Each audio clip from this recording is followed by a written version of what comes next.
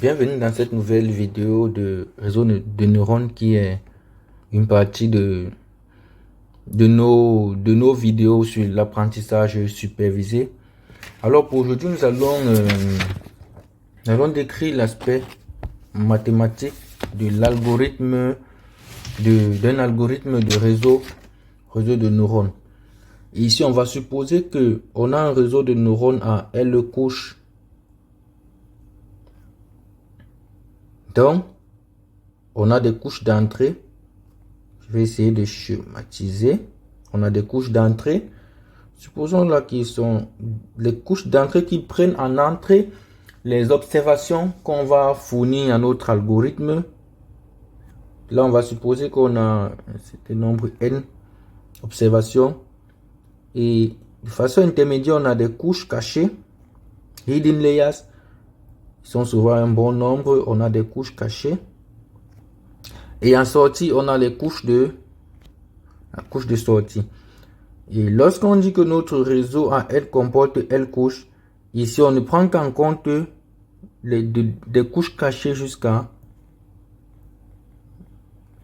couches de sortie. Maintenant, chaque neurone en fait intermédiaire a un code appelé une activation. Donc ici on a des activations, on va dire on a A1 jusqu'à ça continue. On a une dernière activation, ça c'est la première couche des couches cachées. Bon, on va appeler ici, on va dire ici que ok, on a les AI crochet 1.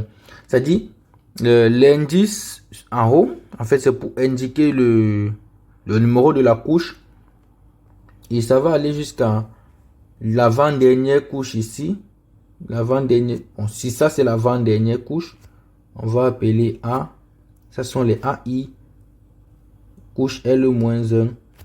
Tout simplement parce que la sortie, qui est en fait le résultat attendu, qu'on va modéliser par les Y1 jusqu'à peut-être, disons que YN, correspond tout simplement à le vecteur de dernière activation de notre réseau. Voilà, et ça va être A, L, N. Donc, bon, comme on a dit, les A ici, ce sont des activations et on peut supposer, on peut admettre que les observations d'entrée, on les considère comme des activations, mais à la couche 0. Est-ce qu'on peut admettre pour notre modèle que les variables d'entrée, les observations d'entrée, ce sont les activations à la couche de 0. Et comme on connaît déjà comment le modèle du neurone fonctionne, pour déterminer chaque activation, on a besoin de faire une combinaison linéaire des poids avec toutes les observations, avec toutes les activations qu'on a des couches précédentes. Donc par exemple, l'activation A1 va être déterminée en combinant toutes les observations qu'on a de façon précédente. Ici, on va les prendre ici. Et voilà. Pour chaque activation et son activation précédente, on a un poids qui les lie. Par exemple, ici, on va avoir W, le poids qui lie X1 à A1. On va dire que c'est W11 avec 1 pour dire que nous sommes dans la première couche. Et ici, ça c'est W21. 1 pour dire que nous sommes dans la deuxième couche. Ici, on est à quoi? Si ça c'est N en fait, on a là WN1.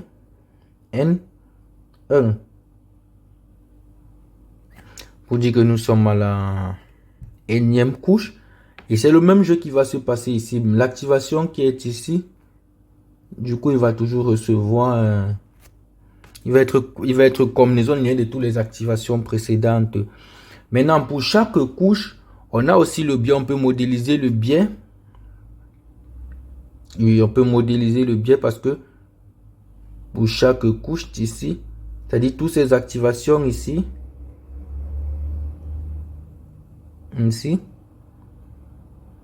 on a un biais pour la couche 1. En fait, on considère le biais ici parce qu'en fait, nous allons supposer qu'on a On a un modèle non linéaire parce que généralement dans les modèles linéaires, on n'a pas on ne prend pas en compte le biais là, le biais. Voilà, et ça en fait, c'est-à-dire si on a L couches, comme on a L couches, les couches, si on considère L couches du réseau de neurones, les couches on va ignorer 0, de 1 jusqu'à L-1 sont des couches cachées.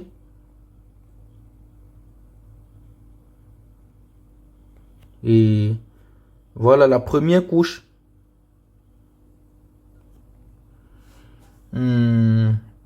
Bon, pas la première couche, en fait, les couches, ce sont des couches cachées. Et la première entrée, les AI0, correspondent en fait au XI, qui est nos observations. Et les dernières couches, c'est-à-dire les AI, L, correspondent à la sortie YI, qui est en fait les variables cibles. Variables cibles, ce qu'on essaye de prédire. Comme vous le savez déjà, c'est quoi un modèle? En fait, le réseau de neurones en fait est un modèle de prédiction, c'est-à-dire est un réseau de prédiction tel que en fait lorsque tu as qui prend en entrée une observation et c'est qui ça ressort la prédiction pour cette observation là. Ça c'est en fait pour rappeler le principe, c'est-à-dire ça prend une observation et là en sortie c'est la prédiction pour cette observation là. Mais afin de déterminer la fonction de prédiction, on a besoin d'un ensemble, d'un échantillon de données en fait. C'est-à-dire, on va dire le dataset qui est toujours scindé en deux, on a le training dataset, un ensemble d'échantillons en fait qu'on va fournir à notre algorithme afin qu'il puisse en fait s'entraîner et pouvoir en fait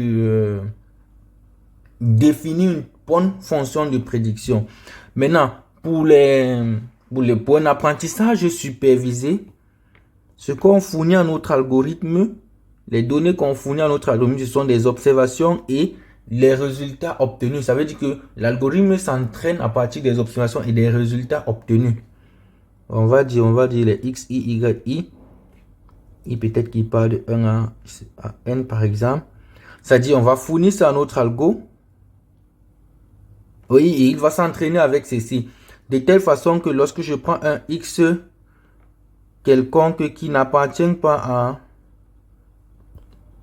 à le training dataset, alors l'algorithme parvient à faire cette prédiction-ci. Bon, ça c'est un peu ça l'idée. C'est un peu ça l'idée derrière le jeu. Et bon, pour cela, bon, vu qu'on a une petite idée de ce que là c'est juste un bref résumé. On a toujours besoin d'une fonction d'activation pour activer les neurones. Ici, je vais l'appeler G. Bon, en rappel, en fait, les fonctions d'activation qu'on peut avoir, on peut avoir la fonction qui a tout X associé. Tangente, c'est utilisé. On a aussi la fonction sigmoidale qui a tout X associé 1 sur 1 plus exponentielle de moins X. On peut aussi avoir la fonction ReLU, c'est-à-dire la fonction ReLU, qui a tout X associé en fait le max entre X et X0. Ça, c'est autant de fonctions d'activation qu'on peut adopter pour notre monde. On peut aussi avoir la fonction entre guillemets liquide ReLU qui a tout X associé tout simplement quoi, le max de X, Y en fait plus une pénalité du min du X 0 et X. Voilà, ça c'est autant de fonctions, ça c'est autant de sorry, non, j'étais où?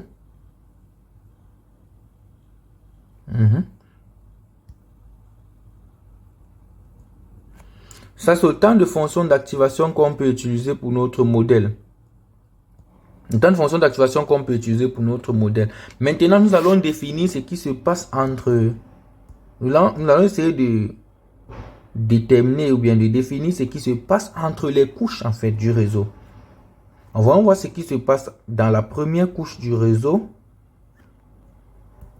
Parce que comme on a dit ici, regardez, pour chaque couche en entrée, on donne juste ces observations, c'est-à-dire des X à notre algorithme, et il va prédire la sortie. Tout ce qui se passe à l'intérieur, c'est le fonctionnement de l'algorithme. Et vous voyez qu'ici, on a besoin de déterminer toutes les activations qu'on a dans l'algorithme. Comment est-ce que ces activations sont déterminées? Au niveau de la première couche, c'est-à-dire, on veut déterminer les activations AI1. Toutes les activations qu'on a ici à la première couche. Voilà, ces activations sont déterminées par AI, sont données par AI. I1 pour dire première couche, qui est égal la fonction d'activation qu'on choisit. On a plusieurs choix. Et comme on a dit, par exemple, pour A11, n'est-ce pas? Je dois faire les combinaisons linéaires je dois faire X1 fois W11, X2 fois W21. Je dois faire en fait toutes ces combinaisons linéaires, c'est-à-dire je dois multiplier les X et les W, les X et W. Bon, je dois sommer tout, plus je dois ajouter le bien. Donc, on va dire que c'est la somme sur les J allant de 1 à N, les WJI, XJ. Bon, ici, je mets 1 pour dire qu'en fait, ce sont les points au niveau de la première couche plus le biais de la première couche. Bien évidemment, ici, part de 1 jusqu'à N chapeau 1. N chapeau 1, en fait, c'est le nombre. N chapeau ici, 1 qui va correspondre tout simplement à N qui va correspondre au nombre d'observations qu'on donne à notre algorithme. Voilà, cette formule est donc équivalente à... Cette formule équivaut à dire que sous forme système A égale à G de la matrice des points en première couche multiplié par le vecteur X plus le vecteur B en première couche. Rappelons ici les dimensions de chaque composant de l'équation. C'est quoi? La dimension de notre vecteur A1, c'est un vecteur en fait. C'est un vecteur d'ordre N, c'est-à-dire qu'il y a N1 lignes. On le voit directement ici parce que J est... oui, vous voyez, J part de 1 à petit n et petit n c'est N1. Et c'est un vecteur colonne. La matrice en fait des points au niveau de la première couche W1, c'est une matrice d'ordre quoi? C'est une matrice tout simplement d'ordre nombre de lignes, c'est N1 lignes. Maintenant pour ici, regardez, nombre de colonnes également N. Maintenant, en fait, tout simplement, c'est N croix N. Pourquoi? Parce que, regardez, vous voyez que j'ai X, les I, X1, on a les XI part de quoi? De 1 à N, petit n. Et également, les poids aussi, vous voyez, c'est pourquoi, en fait, j'ai supposé qu'en fait, petit n, c'est grand N1 pour dire, en fait, le nombre de vecteurs qu'on a au niveau de le nombre de composants. Et voilà, X également, X c'est un vecteur, rappelons que X c'est un vecteur de dimension N croix 1 et B1, le vecteur de biais, également un vecteur de dimension N1 croix N1. Bon voilà, en fait voilà comment on modélise l'activation des premières couches, de l'activation au niveau de la première couche, qui est fois fonction des points et fonction des observations d'entrée, fonction également du biais des couches, de la couche précédente. Et la seule couche précédente dans notre cas, c'est juste le vecteur des observations, le vecteur des XI. Bon, maintenant, qu'est-ce qui se passe maintenant dans les couches intermédiaires? Nous allons voir ce qui se passe dans les couches intermédiaires. Notamment les couches intermédiaires, c'est quoi? Parce qu'on a dit qu'on a supposé que notre réseau de neurones a L couches. Ça veut dire que Si on prend une couche intermédiaire, on va dire qu'est-ce qui se passe au niveau de la 4e couche par exemple. Quand en fait c'est la couche de quoi? Parce qu'on a la première couche modélisée précédemment jusqu'à L-1. Je prends jusqu'à L-1 parce que quoi? La dernière couche correspond à la sortie en fait. La dernière couche correspond à la sortie qui est la prédiction. Donc il va être modélisé différemment. Maintenant, lorsque je suis dans des couches intermédiaires, c'est quoi les activations? Les activations vont être données toujours avec le même principe parce que je vous fais voir. Parce que si je suis dans cette couche intermédiaire, si ça c'est AK, supposons que ça c'est la KM couche, n'est-ce pas? Si je suis ici, ça c'est et ça c'est AI, c'est bon, c'est A1 au niveau de la KM couche. Vous voyez que je vais recevoir en fait, je vais faire les combinaisons linéaires avec des points qui va se trouver ici avec toutes les activations de la couche précédente qui est K-1 ajouté au biais au niveau de la couche K ou bien BK composé par l'activation en fait. Bon, c'est ce qu'on va faire ici. Donc on a AI K, l'activation au niveau de la 4e couche pour tous les I qui va être G somme des J allant de 1. N K-1, c'est le nombre de couches que le nombre de neurones en fait. Parce que le nombre de neurones qu'on a à la couche K-1, on fait la combinaison linéaire, on multiplie par ces points. Et on multiplie, comme il y avait les activations, la couche précédente, plus le biais, le offset à la couche K. Bien évidemment, I ici qui part de quoi? De 1 jusqu'à NK. Ça, c'est le nombre de neurones qu'on a au niveau de la couche K. Et justement, J, lui, part de 1 à NK-1.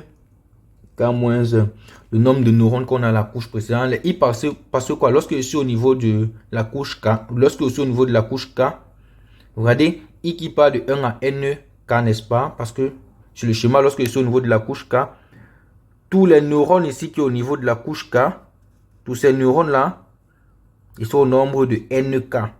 Et tous les neurones qui sont au niveau de la couche précédente, c'est NK-1.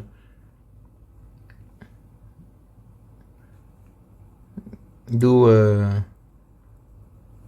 NK-1 égale, voilà. Bien évidemment, il faudrait qu'on donne les dimensions de cette matrice et ces vecteurs. C'est quoi le vecteur? Bon, ok. Autrement dit, on peut écrire ça sous forme matricielle. C'est-à-dire AK va être G. G de quoi? G de WK matrice multiplié par l'activation, les activations au niveau de la couche K-1 plus le biais au niveau de la couche K. Généralement, dans notre modèle, ceci est appelé modélisé, est appelé un ZK. Et du coup, on peut réécrire l'activation comme étant une fonction de ce ZK. Cette écriture est plus importante. Pourquoi? Parce qu'au niveau de, lorsqu'on sera en train d'optimiser notre réseau de neurones, il va falloir faire des dérivés en chaîne. Et c'est beaucoup mieux d'utiliser cette écriture-ci. Bien évidemment, avec c'est quoi la dimension de ce vecteur? C'est une matrice c'est un vecteur de dimension K-1, 3, 1. Et ici, les poids au niveau de la couche K, c'est une matrice en fait de dimension quoi? Prédiction de dimension NK croix NK-1 et les B doivent être une matrice, un vecteur en fait de dimension NK croix, c'est-à-dire un vecteur colonne. Et si vous remarquez bien, ça c'est un vecteur colonne de dimension à NK composant. Ça veut dire que le produit de la matrice I et de W et A doit donner un vecteur colonne de dimension de même dimension.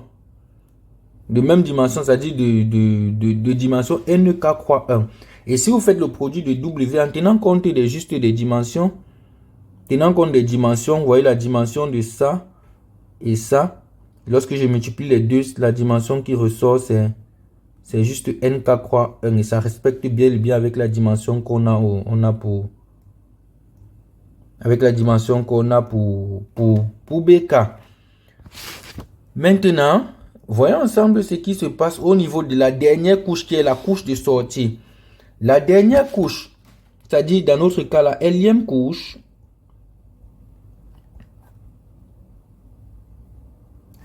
qui modélise en fait la sortie. La sortie ou encore la prédiction est définie comment? Elle est définie comme l'activation, c'est-à-dire la prédiction, qui est le but en fait, qui dépend de X, le vecteur d'observation d'entrée, la matrice des poids, le vecteur des biais. C'est tout simplement l'activation à la couche L. C'est ce qu'on a dit bien évidemment. Et comment est-ce que c'est défini? C'est ce qu'on a dit précédemment.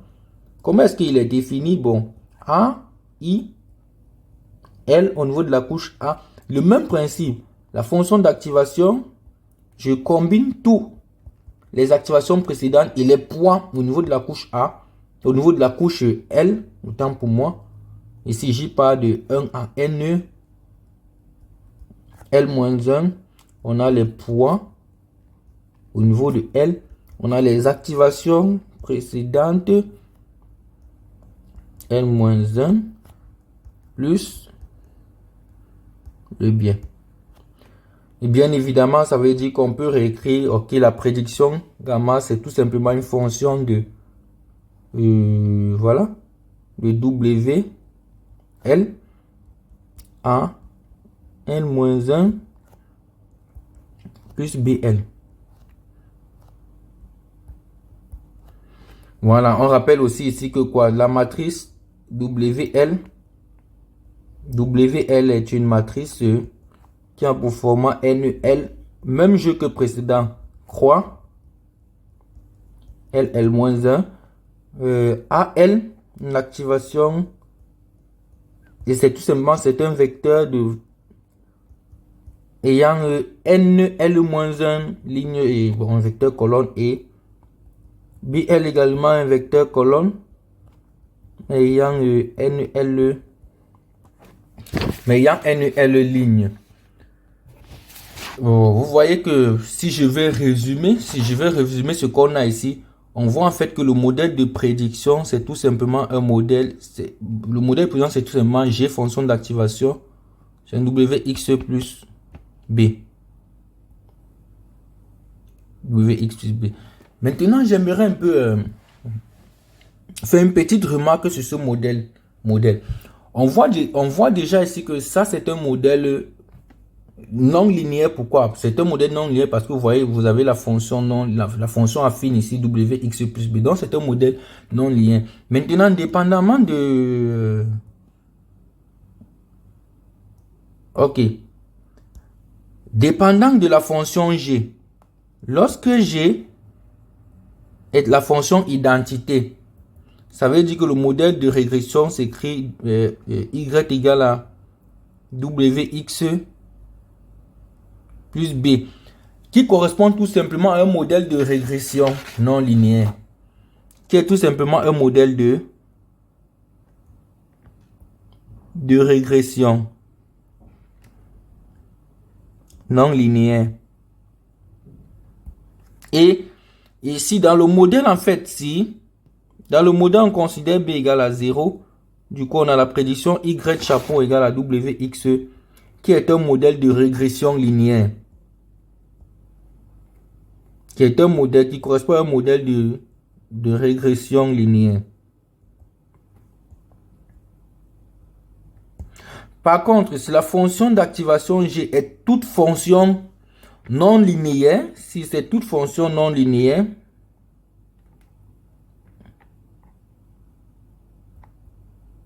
toute fonction non linéaire, alors le modèle correspond à quoi? Le modèle est un modèle de classification. On a affaire à un modèle de classification. Modèle de classification. Et pour rappeler, les modèles de régression et les modèles de classification sont des apprentissages, ce sont des modèles d'apprentissage supervisés. Donc on a le modèle de régression linéaire qui est moins utilisé, parce que ce qui est plus utilisé, c'est le modèle de régression non linéaire où on ajoute le biais, le B, et on a le modèle de classification, mais tout dépend de la fonction d'activation utilisée. Et voilà, bon, là c'est ce qu'on a de la prédiction. Maintenant, vous vous rendez compte que dans la fonction de prédiction, il y a des paramètres, il y a deux paramètres dont on ne maîtrise pas. Deux paramètres dont on ne maîtrise pas ici, c'est les poids, c'est-à-dire les W, et le biais, les B. Maintenant, comment faudrait-il choisir le poids, les W et les B de façon optimale? De façon optimale, c'est-à-dire de façon à ce que notre prédiction soit la plus bonne possible. C'est-à-dire, on doit choisir tout simplement. Comment choisir? On va ici parler de comment on va choisir. Comment choisir la fonction, la matrice, les poids et les biais de façon optimale. Parce que, de façon optimale. Qu'est-ce que l'algorithme fait pour choisir le poids, les W, et les biais de façon optimale? Tout ce que l'algorithme essaie tout simplement de choisir les poids et les biais de telle façon que le risque, c'est-à-dire l'erreur commise, soit le plus petit possible.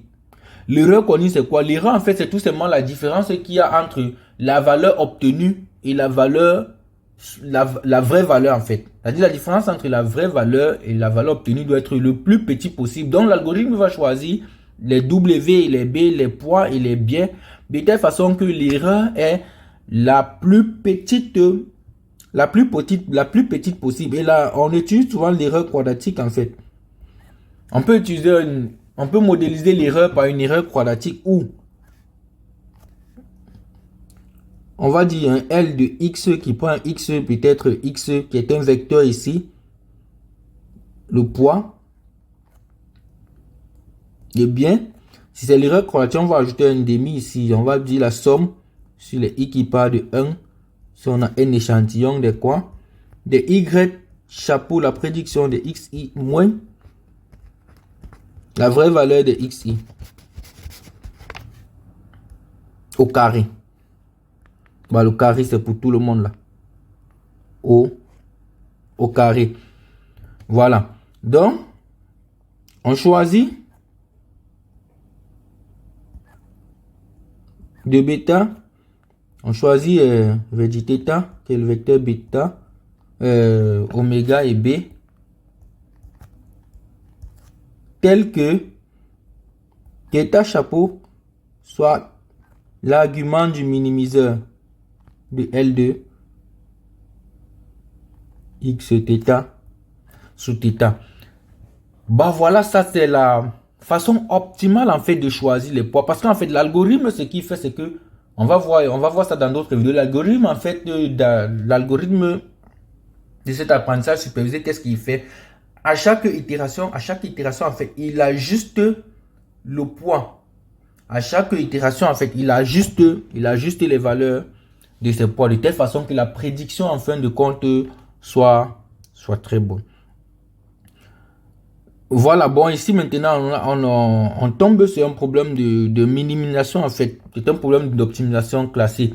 Regardez, on fait des petites observations. Vous voyez que la fonction, si on considère l'erreur quadratique tel que c'est défini, là, vous voyez que la fonction, c'est une fonction convexe. Donc, même si c'est une fonction quadratique, donc elle est convexe. Donc, ça veut dire qu'on peut minimiser, on peut appliquer la méthode, par exemple, de Lagrange pour minimiser la fonction L. Et on va avoir le minimum. Mais sauf que le problème est que la convergence va être très lente. Si on applique la méthode de Lagrange afin de minimiser L qui est bien convexe, La convergence va être lente. C'est pourquoi on utilise les méthodes d'optimisation encore plus optimum telles que la première méthode qu'on a ici, telle que la méthode de gradient. On utilise la méthode d'optimisation telle que la méthode de gradient. Bon, pas méthode de gradient, on appelle ça descente de gradient. On va utiliser descente de gradient. Maintenant, c'est quoi intuitivement, c'est quoi la descente de gradient? Je vais faire un schéma pour essayer d'expliquer intuitivement de quoi il s'agit. Supposons qu'on a peut-être, voici le graphe de la fonction L et on veut atteindre le minimiseur. Bon, je vais reprendre ce graphe là. Ok. Je m'excuse là. Ok. Voilà.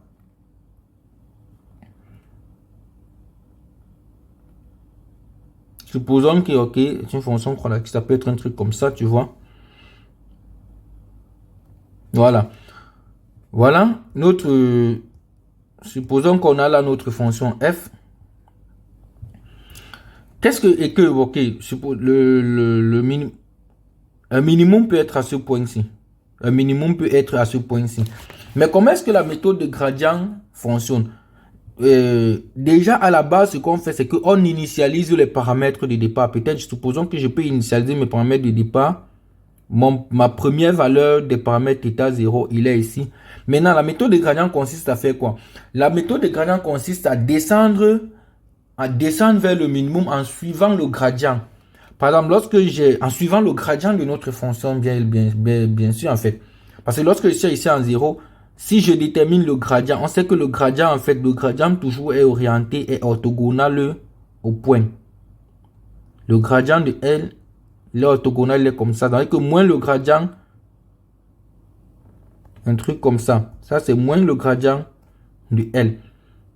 Et je descends suivant méthode de descente. Descendre de gradient, en fait, je descends suivant la négation du gradient. Ça veut dire que si je prends un coefficient, je peux descendre jusqu'ici.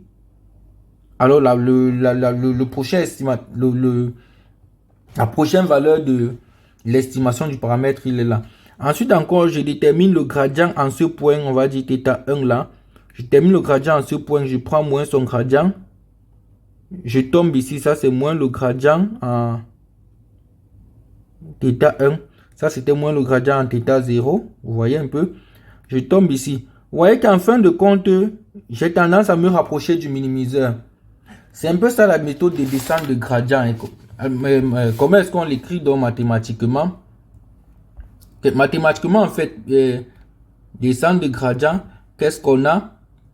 On a notre paramètre qui est bêta, les poids et le vecteur comportant tous les poids et les biais.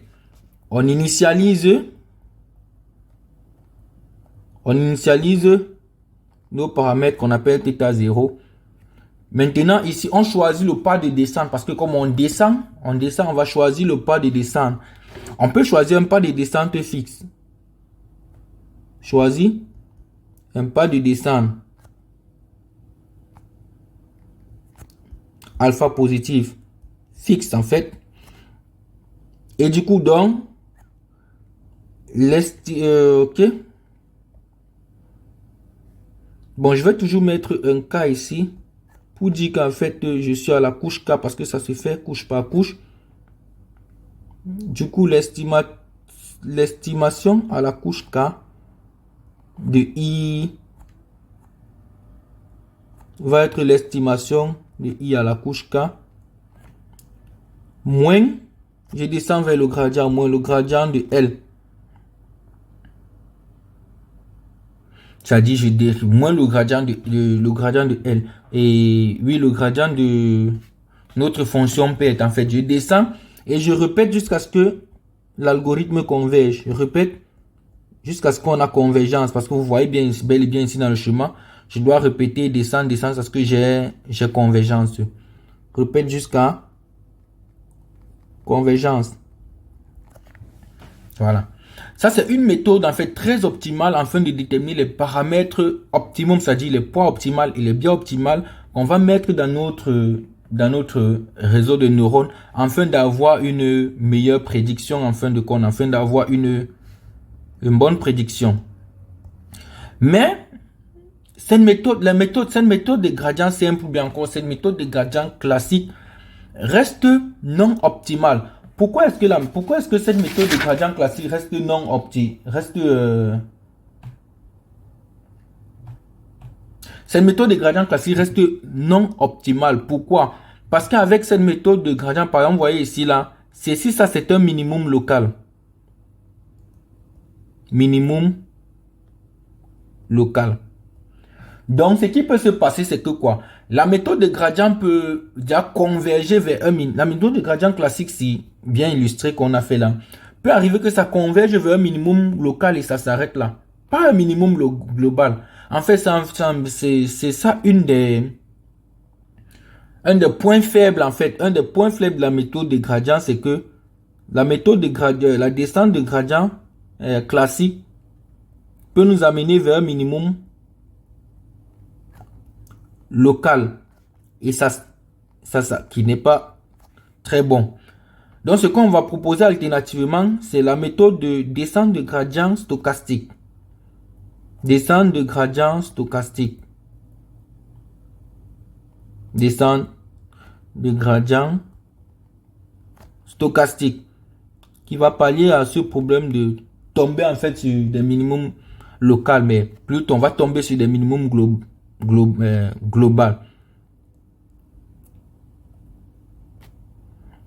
Et cette méthode de gradient stochastique déjà nous permet en fait de ne pas tomber sur des minimums locaux de la fonction PET.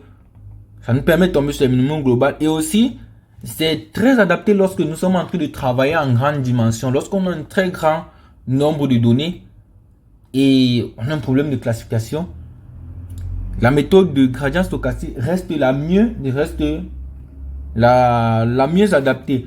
Maintenant, cette méthode de gradient stochastique, sur quoi est-ce qu'elle est basée? Elle n'est pas très différente de la méthode de gradient. Elle n'est pas très différente de la méthode de la descente de gradient normal qu'on vient de voir. Mais sauf que, ici, notre fonction PL qu'on avait précédemment, on va en fait, on va diviser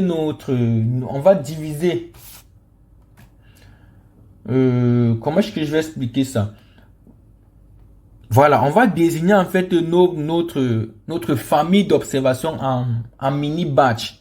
C'est-à-dire, je vais scinder notre famille d'observation en mini batch de telle façon que ma fonction PET peut s'écrire comme une somme des fonctions PET. Je somme sur le nombre de mini batch dont j'ai. En fait, c'est un peu comme si je prends ma fonction PET qui est une somme là. Je divise ça en fait, je groupe ça en mini batch. Et puis, je répète la méthode je répète la méthode de gradient sur des mini batch. Mais à chaque pas, je choisis le batch de façon aléatoire. Ça veut dire qu'ici, on va toujours initialiser θ0, on va toujours initialiser les paramètres de départ. Et ici, maintenant, pour les θi, qu'est-ce qu'on fait? On prend les θi, on a un pas de gradient fixe. Mais ici, le gradient, en fait, se calcule sur les Ln. Se calcule sur les Ln, en fait. Sur les mini-batch. Maintenant, comment est-ce qu'on choisit, en fait? Le N, en fait, peut se choisir de façon aléatoire. Le N, c'est-à-dire pour le batch choisi, on peut faire un choix aléatoire. Un choix aléatoire, ça veut dire on peut peut-être définir le choix des entiers pour les batchs sollicités. Peut-être on peut le choisir suivant peut-être une loi uniforme. Ça c'est ce qui est le plus utilisé en fait. On fait ce choix en suivant une loi uniforme. Ou bien autrement ce qu'on peut faire, c'est qu'on peut définir on peut prédéfinir un ordre pour le choix des batchs et on applique l'algorithme de la descente de gradient avec cette fonction dans chaque minute batch. Bon, voilà. Ce qui va suivre maintenant, c'est pour implémenter cet algorithme, pour implémenter soit l'algorithme de descente de gradient, soit l'algorithme de descente de gradient stochastique afin de déterminer le minimiseur de notre fonction perte L. Ce qu'il faut, c'est de déterminer le gradient. Dans tous les cas, il faut déterminer le gradient de L. On a déterminé ce gradient de L. Pour déterminer ce gradient de L, ce gradient de L est basé sur des dérivés en chaîne en fait. Et ces dérivés en chaîne qu'on va mettre dans la méthode qu'on appelle backpropagation. La backpropagation, c'est quoi? Bon, on va pas trop expliquer ça dans cette vidéo, mais plutôt dans la prochaine vidéo. Mais je vais vous donner une idée de la backpropagation en fait parce que le gradient ici, c'est tout simplement les dérivés partiels de L par rapport à tous les poids I, J. Parce qu'on a noté J, I. Et toutes les couches, c'est dérivé ici. Sur les J, sur les I, sur les K. Et voilà. C'est pas fini. On a aussi dérivé L par rapport au B sur les I. C'est un peu mal écrit là.